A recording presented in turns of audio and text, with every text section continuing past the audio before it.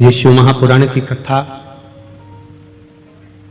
जो जीव हृदय चित्त से धारण कर लेता है, मन से अपने भीतर उतार लेता है और जिस भाव से श्रवण करता है वो देवाधिदेव महादेव जो लंकाधिपति रावण को सोने की लंका दे सकते हैं, भस्मासुर को अपने हाथ का कंकण दे सकते हैं,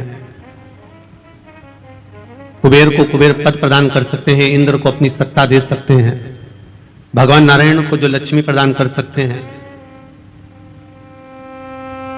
भगवान राम के लिए स्वयं समुद्र के किनारे रामेश्वर के रूप में विराजमान हो सकते हैं, जो भगवान कृष्ण के लिए नागेश्वर और सोमनाथ के रूप में विराजमान हो सकते हैं,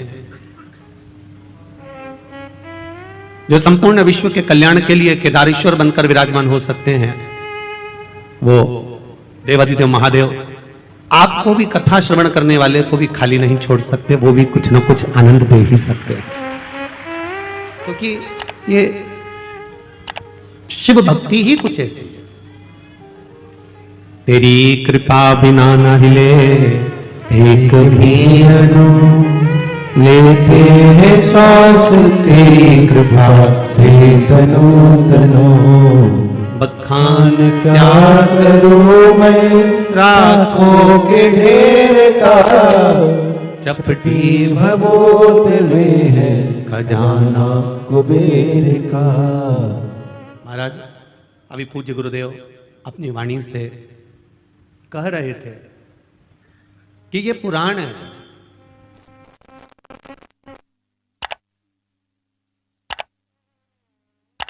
और मतलब होता है पुराना लेखा जोखा,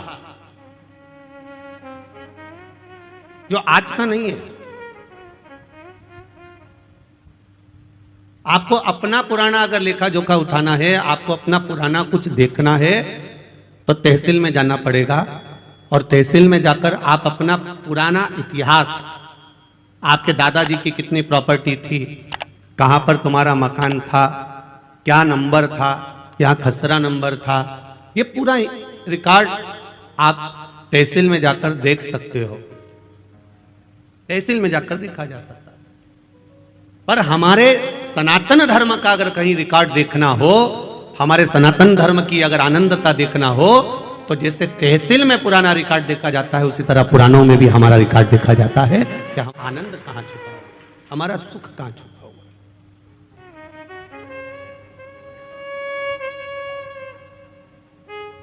शिव भक्ति सारी समस्या का हल, एक लोटा जल। आप शंकर के द्वार जा रहे हो, शिव के द्वार पर पहुंच रहे हो, शंकर भगवान को एक लोटा जल समर्पित कर रहे हो, एक बेलपत्र अगर आप देवाधिदेव महादेव को चढ़, सहजता है मेरे देवाधिदेव महादेव को तुम्हारी दौलत, तुम्हारी संपदा, तुम्हारा वैभव, तुम्हारा धन, उससे कोई मतलब नहीं। अगर दौलत से मतलब होता मेरे देवाधिदेव महादेव को, तो रावण ने भगवान शंकर से कहा था, भोलेनाथ कैलाश पे रहते रहते तुम्हें बहुत समय हो गया, अब मैं तुमको लंका लेकर जाना चाहता हूं, सोने की लंका में आप रहिए, स्वर्ण की लंका में आप विराजमान रहिए, चलिए मेरे साथ, आप सोने की लंका में चलिए। भगवान जानते हैं कि ये लंका अधिपति रावण है, ये विद्वान जरूर है पर विद्यावान नहीं है। पहले भी कथा में कहा है, आज फिर कहते हैं, विद्वान और विद्यावान में अंतर होता है। हनुमान जी के आगे कहा जाता है विद्यावान गुणी अति चातुर, पर रावण के आगे कोई भी ये नहीं कहता कि ये विद्यावान है, रावण के आगे लोग कहते हैं ये विद्वान है।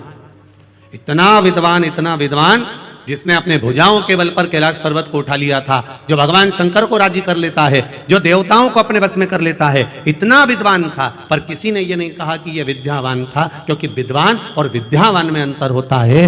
विद्वान अपने अहंकार में इतना फूल जाता है कि वो किसी के आगे झुकना नहीं जानता, और विद्यावान हर एक के आगे झुककर चलता है। जैसे मेरे हनुमान जी महाराज हर घड़ी, हर पल, हर क्षण श्री राम जी महाराज के आगे झुककर खड़े हुए, प्रणाम कर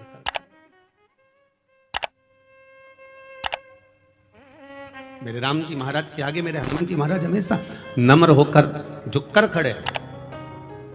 क्यों? क्योंकि विद्यावान गुणी अति चातुर। जिसके भीतर विद्या सही तरह से प्रवेश कर जाती है, जो ज्ञान पूर्ण तरह से आनंदित कर कर प्राप्त कर लेता है, वो झुकना सीख जाता है। और जो अधूरा अधूरा ज्ञान प्राप्त करता है ना, जिसको अधूरा ज्ञान प्राप्त होता है, वो अकड़ में जीता, अहंकार में जीता, अभिमत्ता में जीता। तो रावण विद्वान तो बन गया था पर विद्यावान नहीं बन पाया। उसका अभिमान उसके सामने बार बार अड़ जाता था। और भगवान शिव जानते हैं कि रावण मुझे लंका में लेकर जा रहा है, ये इसकी अहंकारिता है, ये इसका अभिमान है, क्योंकि मैं पहले आजमा चुका हूं। एक बार देवादिदेव महादेव आनंद के साथ कैलाश पर्वत पर विराजमान थे। भगवान शिव आनंद के साथ जब कैलाश पर्वत पर विराजमान थे, बड़े अलमस्त होकर बैठे हुए थे। मां जगतजननी जगदम्बा अंबा माता पार्वती उनके नजदीक में विराजमान बैठी हुई।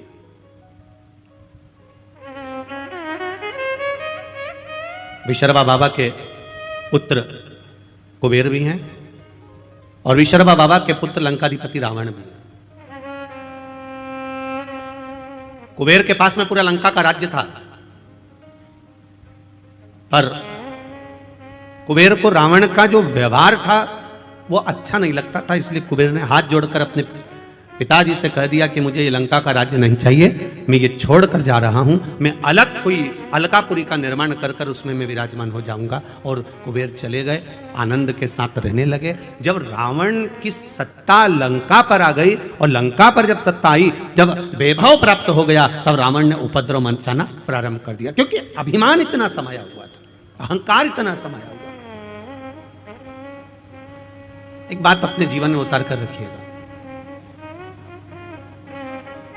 इंजीनियर बन जाओ, डॉक्टर बन जाओ, सीए बन जाओ, कलेक्टर बन जाओ, चाहे तुम किसी पद पर विराजमान हो जाओ, पर शिव महापुराण की कथा कहती है कि आपको पद जिस परमात्मा की कृपा से मिला है, जो यश उस परमात्मा की कृपा से मिला है, वो परमात्मा की कृपा से प्राप्त हुआ है। इसलिए पद और प्रतिष्ठा पाकर आप अहंकार में मत डूब जाना, क्योंकि अहंकार में 3 गए, धन वैभव और वंश। ना मानो तो देख लो रावण, कौरव और कंस, ये तीनों अहंकार में चले जाते हैं, ये तीनों अभिमत्ता में चले रहे।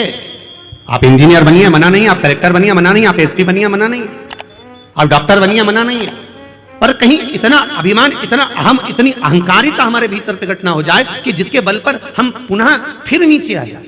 वो अभिमत्ता हमारे भीतर नहीं आना चाहिए।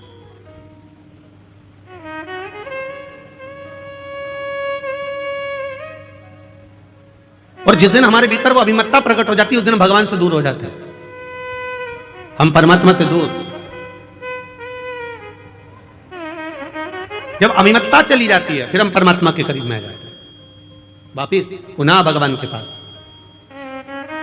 शिव कथा कर रही है,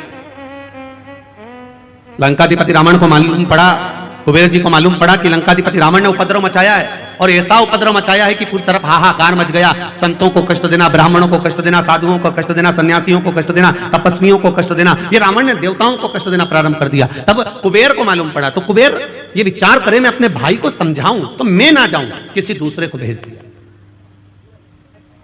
करना चाहिए। परिवार यदि टूट रहा है, राष्ट्र यदि बिखर रहा है, अभी परम पूज्य गुरुदेव ने कहा कि राष्ट्र को आपको और हमको संभालना पड़ेगा। ये पूज्य गुरुदेव अभी कहे, कोई दूसरा नहीं संभालेगा, आपको स्वयं संभालना है, आपको स्वयं निभाना।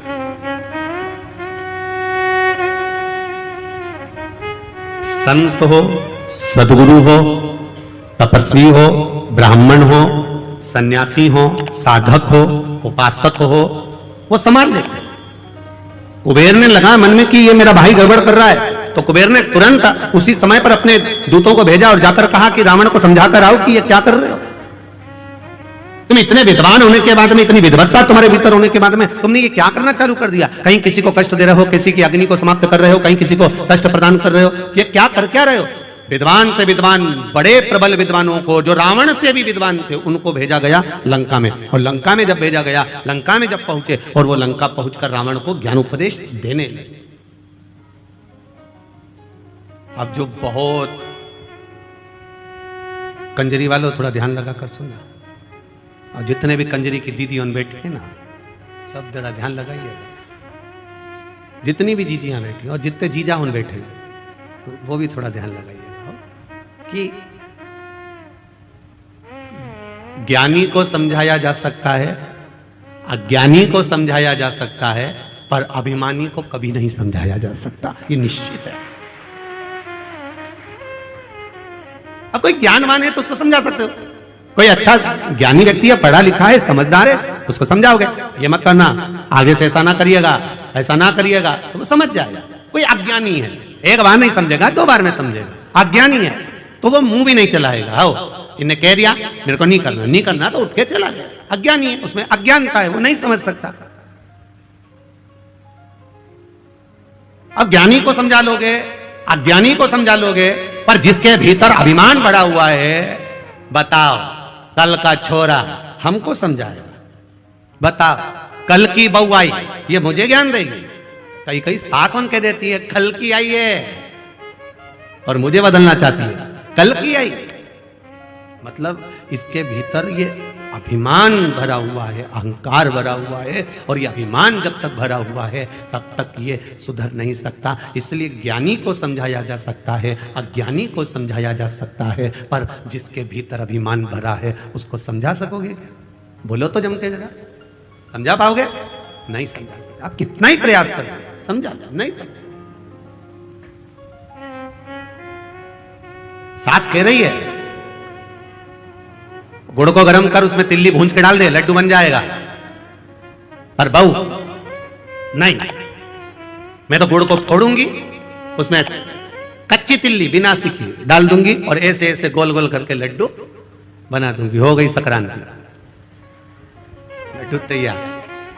अब सास कह रही है कि थोड़ा सेक ले, थोड़ा गुड़ को गर्म कर ले और तिल्ली को सेक कर लड्डू बनाएगी तो अच्छा बनेगा। अब उसको तो भीतर इतना अभिमान भरा था, मैं तो सीख के आई हूं, मुझे तो सब मालूम है, और बैठी 4 घंटे तक वो रेसिपी बुक लेके, और रेसिपी बुक में जैसा जैसा लिखा था, और ऐसा जरूरी नहीं है कि कभी कभी रेसिपी बुक भी गड़बड़ कर जाती है। एक नई नवेली बहू आई और सास ने उसको कह दिया बेटा मेरा मन कर रहा है, मेरा मन कर रहा है, तू एक काम कर थोड़ी सी आइसक्रीम बना ले, मेरा मन कर रहा। बहू ने कहा मम्मी तुम भी क्या आइसक्रीम खाना? अब भी बनाती हूँ। उसने तुरंत अटैची में से रेसिपी बुक निकाली, 2 किलो दूध धीमी आंच पे रखो, गैस चालू करो, फिर धीरे धीरे उसको हिलाओ, अब वो हिलाते हिलाते उसमें बेकिंग पाउडर डालो, और क्या क्या डलता है तुम्हें मालूम होगा, इलायची का पाउडर डालो, फिर धीरे धीरे उसका पूरा रेसिपी बुक तैयार करी। अब बुक वो तैयार करा, और तैयार करने के बाद में फिर उसने पढ़ा 1 घंटा फ्रिज में रखो। अब ये गई और करी आई जो जो जैसा जैसा लिखा था। 2 घंटे के बाद सास ने फ्रिज खोला, और फ्रिज खोला तो बहू को आवाज लगाया, बेटा ओ बेटा, बहू हाँ मां इधर आ, ये मंदिर का घंटा फ्रिज के अंदर किसने रखा? बहू तुरंत पल्लू लेके बोली मां मैंने रखा है। क्यों? बुक में लिखा था 1 घंटा फ्रिज में रखो, इसमें लिखा 1 घंटा फ्रिज। सास ने बुक को लिया और माथा से ठोका, अरे ओ पगली, वो बुक में लिखा था जो तूने घोल बनाया था उसको 1 घंटा फ्रिज में रखना था, तू मंदिर का घंटा लाके फ्रिज में रख दिया।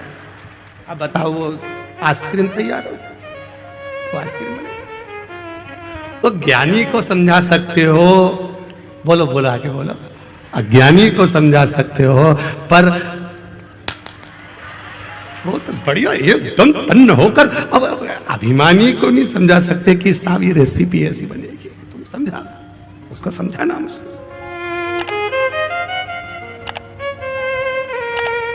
बहुत कठिन है समझाना, समझा लो।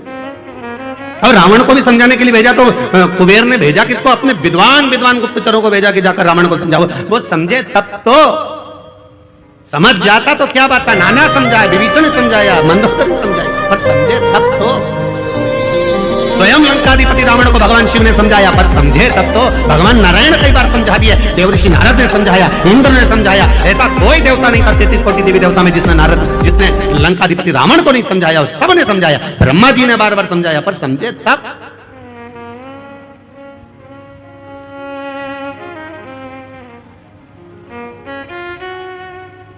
समझ में तो आए इसको। अब कुबेर जी ने भेज दिए अपने साथियों को और सारे गुप्तचरों को बोला और बोलकर कहा, जाकर मेरे भाई को समझाना, ज्ञान देना, समझाना, मेरे को मालूम है वो रावण समझ जाएगा। जिसमें से एक बहुत विद्वान गुप्तचर था, उस गुप्तचर ने तुरंत कुबेर जी को कह दिया, आप कह रहे हो आपका भाई है, समझ जाएगा, मैं जानता हूं समझ जाएगा। तो उसमें से एक गुप्तचर बोला, हम भी आपके घर का अन्न खाए हैं, हमें मालूम है वो नहीं समझ पाएगा। कुबेर जी ने कहा, ऐसा नहीं हो सकता, तुम जाओ, समझाओ, उसको ज्ञान दो। ठीक है, चले जाते, बहुत मिलेंगे आपको भी। अभी कंजरी में तुम कथा चालू हुई, आज तो पहला दिन है। कई लोग कहेंगे क्या होता है शिव महापुराण की कथा सुनने से, क्या होता है शिव पुराण में जाने से, बहुत ज्ञान देंगे। क्या होता है शंकर जी को एक लोटा जल चढ़ाने से, क्या होता है बेलपत्री चढ़ाने से, क्या होता है राम नाम बोलने से, क्या होता है कृष्ण नाम बोलने से, क्या होता है शिव नाम बोलने से, क्या होता है श्री शिवाय नमस्तुभ्यम बोलने से, क्या होता है नमः शिवाय बोलने से, क्या होता है ओम नमः शिवाय बोलने से। कहीं कहीं बोलेंगे, कहे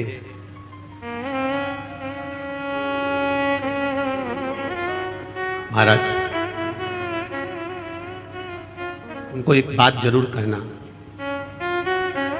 भगवान की कथा सुनते सुनते, भगवान का भाव श्रवण करते करते, जिस समय कथा सुनते सुनते आपके रोम, आपके शरीर के ये रोम, ये बाल खड़े हो जाएं, समझ लेना कि शिव आपके भीतर समाना प्रारंभ हो गया।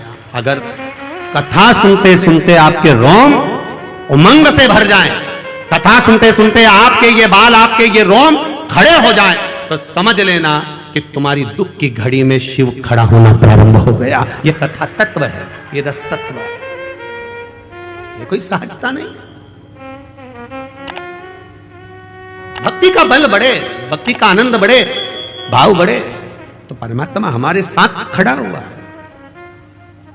मैंने तेरे ही भरोसे, ओ बाबा तेरे ही भरोसे, हवा बिच उड़ती जावांगी, बाबा डोर हटो छठेला में घटी जावांगी, भोले मैं तेरी बदन, शंभो मैं तेरी पतन, हवा बिच उड़ती जावांगी, बाबा डोर तो छठेला में घटी जावांगी। समझाया उसको जाए जिसके भीतर अभिमान ना। ज्ञानी होगा समझ जाएगा, ज्ञानी होगा आज नहीं समझा कल समझ जाएगा, पर अभिमानी होगा इसको कितना भी समझाया जाए ये कभी नहीं समझ सकता। कंजरी वालों पर कितनी कृपा राघव जी की हुई है, कितनी कृपा राम जी की हुई है। माघ महीना, गुप्त नवरात्रे और मां जगत जननी पावागढ़ वाली की कृपा की टेकरी के नीचे ये शिव महापुराण की कथा। विचार करिए जरा। और आने वाले भक्तों को कितनी कृपा मां जगत जननी पावागढ़ वाली मां भद्रकाली ने कृपा करी होगी, जरा विचार करना कि उसने कंजरी में कथा भी रखी। आदरणीय गुरु महाराज हमको नहीं मालूम था कि ये गुप्त नवरात्र में कथा, ये तो मां की कृपा थी और स्मरण में आया कि गुप्त नवरात्र में शिव महापुराण की कथा, वो भी पावागढ़ वाली माता के इस चरणारविंद में हो रही। कितना दुगना तिगना लाभ, संतों का दर्शन हो रहा है, राम जी का आनंद प्रसाद, महाप्रसाद भी रखा। जो आए हुए भक्त हैं, जो रुकने वाले भक्त हैं, उनके लिए जो महाप्रसाद की व्यवस्था रखी। हमने पूज्य गुरुदेव जी से पूछा, संत जी से पूछा कि यहाँ पंडाल के आसपास भोजन भंडारा कहाँ रखा आपने? तो महाराज जी बोले, गुरु जी वो भोजन भंडारा तो राम जी के चरणों में रखा है, राम जी के चरण। मतलब भोजन बनाने वाला भी हलवाई नहीं है, भोजन बनाने वाला भी कोई दूसरा नहीं है। सीता जी रसोई बना रही है, राम जी खुद खड़े होकर बनवा रहे हैं। जरा विचार करिए, कथा कितनी, अभी तक के समय में जितनी कथा हुई है उस कथा में ये कुछ हटकर ही है। जहां गुप्त नवरात्रे में मां पावागढ़ वाली के चरणों में, भद्रकाली माता के चरणों में और राम जी स्वयं रसोड़ा चलाए और ये कथा हो जाए, इससे बढ़कर सुख और क्या चाहिए। और ये कथा करवाने वाला भी कोई दूसरा नहीं, गर्भ में बच्चा था जो दीदी हैं, और गर्भित बालक को और उनकी माता को दोनों को कोरोना का क्रम, और डॉक्टर कह रहे हैं कि बड़ा मुश्किल है, परंतु इनके इंडिया से, भारत से जो उनके रिश्तेदार थे उसने कह दिया तू एक काम कर, मैं विदेश में भी श्री शिवाय नमस्तुभ्यं बोल, शिव की कथा सुन, हो सकता है बच जाए। और बाबा की कृपा से वो बालक बाबा की करुणा से आनंद पाया। और साथ में एक बहन और जिसके पति को भी तकलीफ हो गई और बाबा ने उसको साथ लिया। दोनों बहनों ने मिलकर बड़े आनंद के साथ यीशु महापुराण की कथा करी थी। बड़ा आनंद है, ये कोई साधारण नहीं है।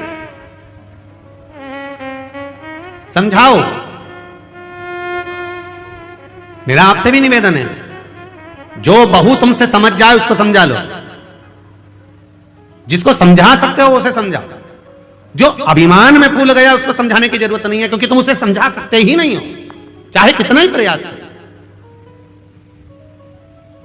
करो, कितना प्रयास करोगे, हो ही नहीं सकता।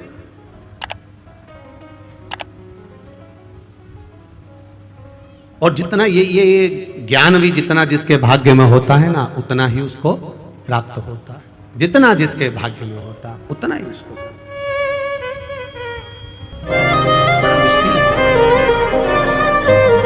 कुबेर ने भेजा जरूर, पर समझा नहीं पाया। रावण को कहा, क्रोध आ गया, रावण ने उनकी बात सुनी पर समझने को तैयार नहीं, तलवार लेकर दोनों का शीश काट दिया। जो समझाने आए थे उन्हीं को मार दिया। हमारी भी आदत है, कोई अगर समझाता है, ज्ञान देता है, तो हम भी शीश नहीं काटते, उसकी बात काट देते हैं। हमारी भी आदत है। पर कभी विचार करिए, कभी अपने जीवन में इस बात को उतारने का प्रयास करना कि कोई सतगुरु, कोई संत, कोई साधु, कोई सन्यासी, कोई तपस्वी, कोई साधक, कोई भगवंत, कोई साधना करने वाला, भजन करने वाला, कोई घर का बुजुर्ग, वयो वृद्ध, बड़ा हमको